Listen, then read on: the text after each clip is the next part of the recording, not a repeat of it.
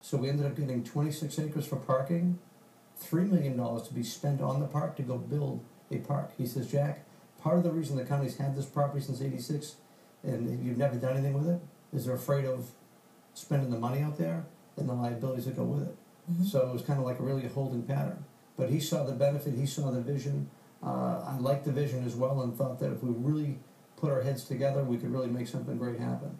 And with this cooperation, not only from the settlement agreement, but later on, it's brought this park to life. So now thousands of our citizens can now enjoy it. I have to check this out, because it's not far from us. I have to say, to have a park that has crystal clear water, that is amazing. What are all the amenities there besides that? That alone would draw me to it. No wonder everybody was sneaking in there. They were sneaking in there because it's a great place to be. Well, the beauty is now, instead of having them to worry about cliffs to fall off the edges, it's all smoothed out, marked off very clearly where the deep end is so people can know, so parents are watching their kids out there, they know where not to go. They do have lifeguards out there too to protect them. Nice. But we've now got a mile's worth of beach that faces from the west side all the way out on the north and south side of the beach that goes right out to the water. So it's actually a perfect place to see a gorgeous sunset too. Ooh, nice. So that mile worth of beach, and we've got enough room for 40 beach volleyball courts. Really? Yes. We've got a parking spot that right now holds 255 spots. Nice. There's land right beside it, already been leveled and graded, that can actually hold 350 more. And when we did our soft opening on 4th of July, Mm-hmm. we filled up every one of those spots. Oh, I bet you did. There was a line going out up along 19 and back, so it was something that people were dying to get into, and when they got in there, they were just thrilled to be there. I bet you're finding that there are residents that are coming from all over, not just this general area. Yes, even on 4th of July, we found it was about a 50-50 split.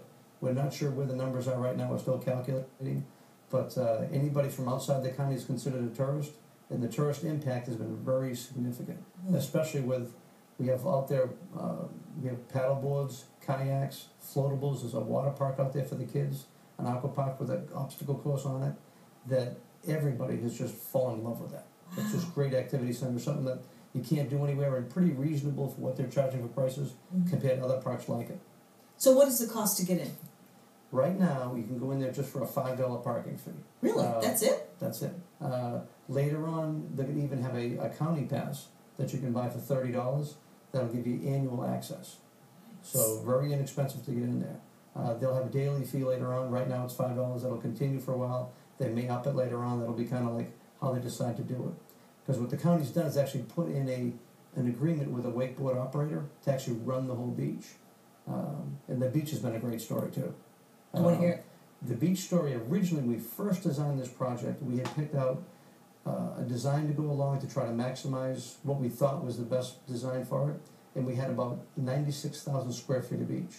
Well, we had a little trouble with the Army Corps of Engineers, we had a little trouble with Nature's Conservancy about the design of the park. So when we redesigned it, we actually shifted some of the access points from Old Dixon, we shifted out towards US 19, and in doing so, we actually took the beach size from 96,000 square feet to 748,000 square feet. 8 times the amount of beach. So the whole project from what was first thought to what it is now has dramatically changed. That's magnificent. I mean, it's quite a change, I would guess. So can we come there and have special events? What kind of plans are in the offing here? They're setting up for all different kinds of special events. They're opening now. They just set their hours open to 10 o'clock, but they started at noon. That may even drop down lower, because frankly, the problem we're having out there, we don't have enough kids out there to be lifeguards yet. Oh. As soon as they can fill in the lifeguard positions, they can open up even more and more of the beach. I see. But special events are welcome. They've had a few already. We're actually trying to work right now with Spartan Manor to actually try to have a wedding out there. That would be so fabulous. And people want to be on the beach with water, and this is what we've got a perfect spot. There's an amphitheater that's out there, which I think will be one of the big highlight spots to go. But that amphitheater area is actually going to be a great location for weddings. We've got nice palm trees out there. It sets in the water perfectly. Oh, that is so nice. There's nothing like a wedding down here in Florida and the sun setting, and you say that there's a perfect area there for the sunset. We're going to have to check that out. Now, let's tell everyone exactly where this is located.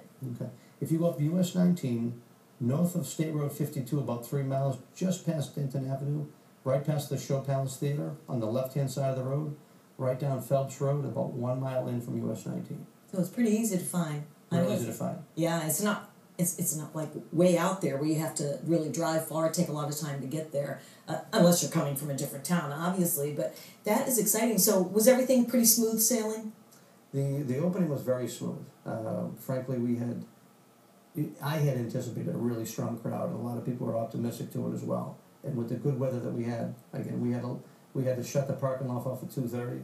As things died down a little bit at 3:34, we opened it back up again. Enough room for everybody to come out and watch the fireworks show, which is the first one I think the county's been a part of, even though it was like right beside the property.